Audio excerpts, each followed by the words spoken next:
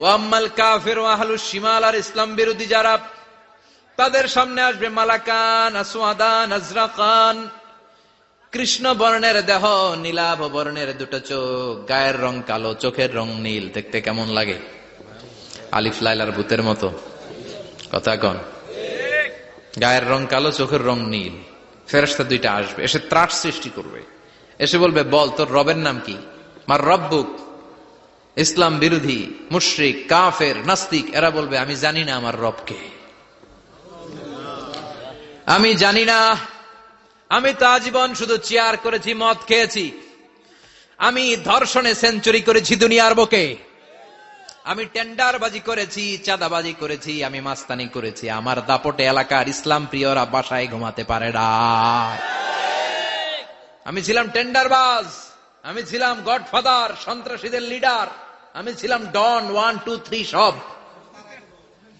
আমি ছিলাম ডনের ডন, আমি ছিলাম মাস্তান রংবাজ। রব টব কি আমি তো জানি না।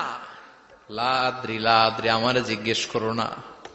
আবার প্রশ্ন করা হবে, ওয়ামা দীনুক, তোর ধর্মের নাম কি? বলবে লা আদরি, আমার কোন ধর্ম নাই, আমার কোন ধর্ম নাই, আমি শুধু মৌজ মাস্তিতে ছিলাম, আমি আনন্দ ফুর্তি করেছি, ইসলাম নিয়ে আমার মাথা ব্যথা ছিল না।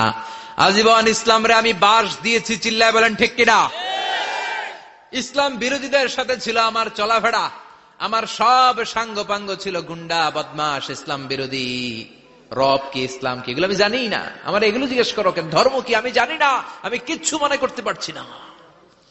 3 নম্বর প্রশ্ন করা হবে, আচ্ছা আরিফু হাদার রজুল, দেখো তো এই লোকটারে চিনো কিনা? কয় না, চিনি না, তবে মনে হয় এই লোকটারে দুনিয়ার বুকে আমি গালি দিতাম, এই লোকটার বিরোধিতা করতাম, ব্লগের মধ্যে এই লোকটার ব্যাপারে কুৎসা রটনা করতাম, এই লোকটার কার্টুন বানিয়ে আমি হিংসা ছড়িয়ে দিতাম, এই লোকটার ব্যাপারে আমি এলাকার মধ্যে অপপ্রচার চালাতাম। ফেরেশতারা বলবে, তাই? এই ছিল তোর ডিউটি? দাঁড়া, এখনই আমাদের খেলা শুরু, এখনই শুরু। ফায়ুতরাকু বিমাতারিক মিন হাদিদ, লোহার একটা হাতুড়ি দিয়ে মাথা থেকে পা পর্যন্ত পিটানো হবে, পিটিয়ে ওর গোশতর হাড্ডিগুলোকে থেতলে ফেলা হবে। ওয়ায়ুকালু লিল আরদি ইলতাইমি, কবরের দুই পাশের মাটিরে বলা হবে, এবারে দুই দিক থেকে তোরা চাপ দে। চাপ দেয়া হবে, ধাক্কা ধাক্কি করেও সে সুবিধা করতে পারবে না। মাটি আসতে আসতে আসতে আসতে দেহের দুই দিকে লেগে এমন জোরে দুইটা চাপ দিবে, ফাতাখতালিফা আদলাউহু, তার ডান পাশের পাজরের হাড্ডি বাম দিকে ঢুকে যাবে, বাম দিকের হাড্ডি ডানে চলে যাবে। বিশ্বনবী বললেন, এই হাতুড়ি দিয়ে পিটানোর শাস্তি, কবরের চাপ দেওয়ার শাস্তি চলতেই থাকবে হাত্তাল কিয়ামা, কিয়ামত পর্যন্ত। আল্লাহ এই কবরের শাস্তি থেকে আমাদের বাঁচাও। আমরা এই আযাব পেতে চাই না, আমরা যেন ঠিকভাবে কবরের 4টা প্রশ্নের উত্তর করে দিয়ে লম্বা ঘুম দিতে পারি। আল্লাহ তুমি তৌফিক দাও।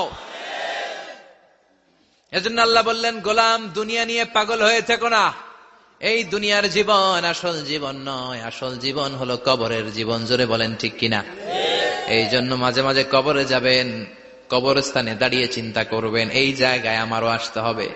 দিন যাবে, রাত আসবে, বৃষ্টি হবে, শীত আসবে, কেউ আমার দেখতে আসবে না, একা থাকতে হবে।